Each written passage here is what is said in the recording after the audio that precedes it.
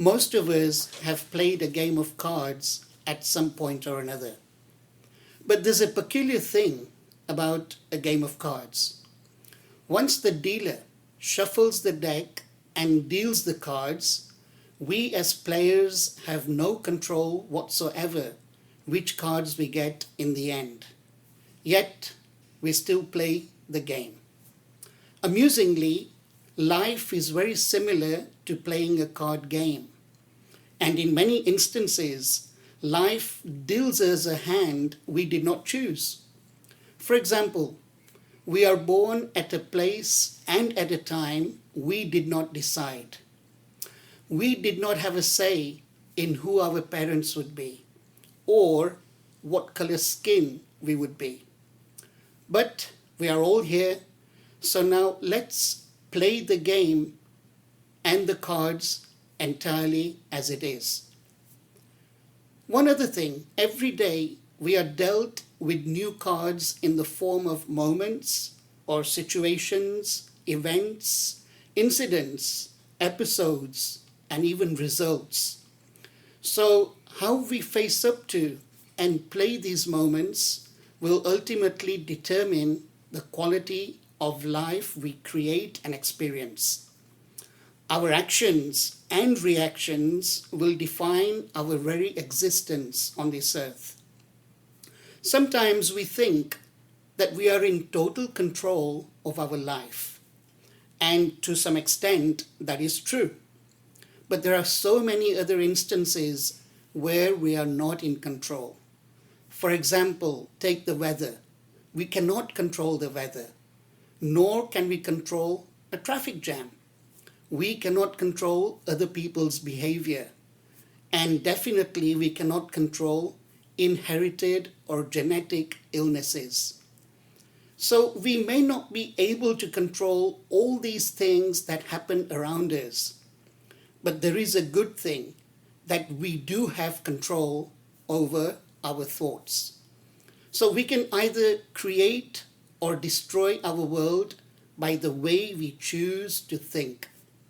Our thoughts have the power to either help us overcome our problems or completely drown and destroy us. Somebody has aptly reflected that negativity breeds negativity. The mind is compared to a garden. You grow and reap what you sow. So for example, if you plant roses in your garden, you'll get a beautiful landscape. However, if you plant weeds, you will end up with a big mess. So the mind is like a garden.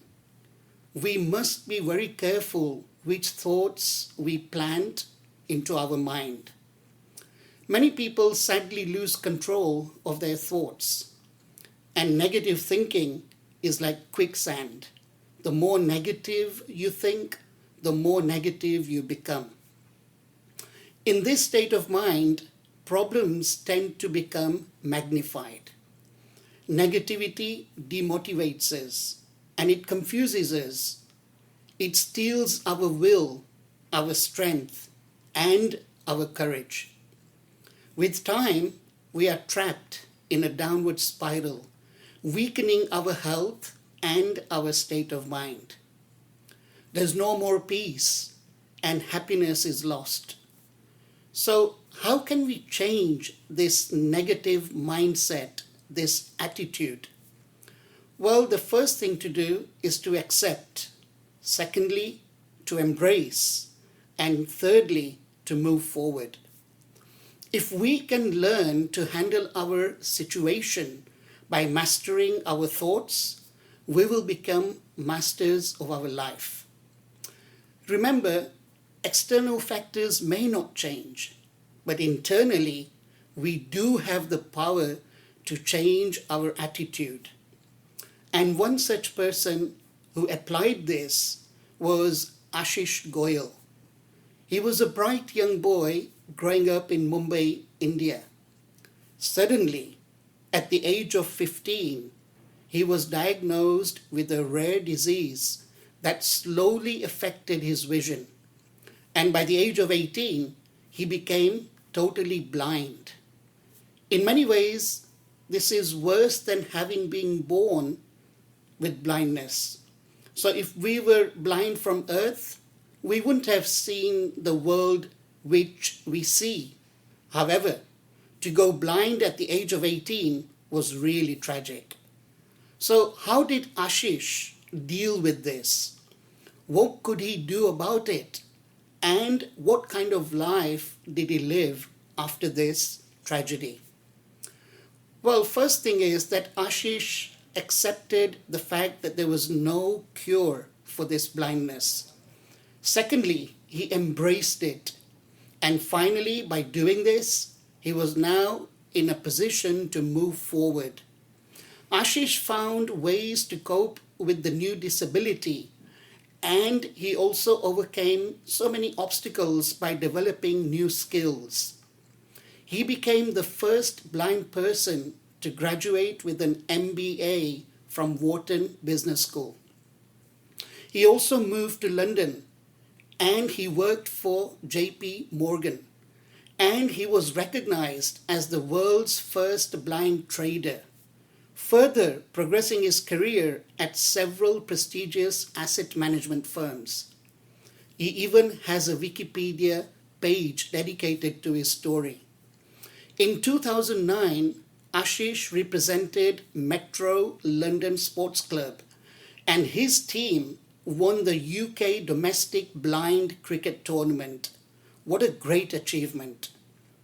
Another such person was the former president of India, the late APJ Abdul Kalam.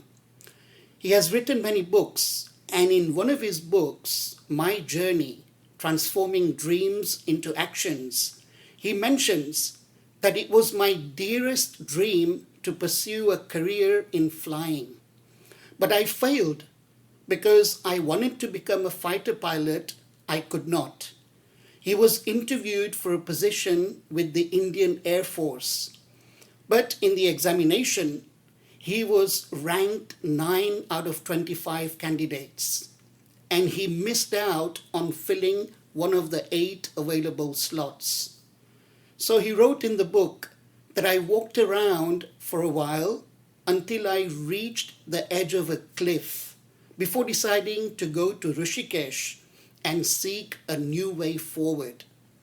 It is only when we are faced with failure do we realize that these resources were always there within us. We only need to find them and move on with our lives. President Kalam deliberately maintained a positive attitude, and he became the greatest scientist in modern-day India. He accepted his reality, he embraced his skill sets, and he paved a positive path for himself. So in life, it's all about how we play our cards. BABS Better Living.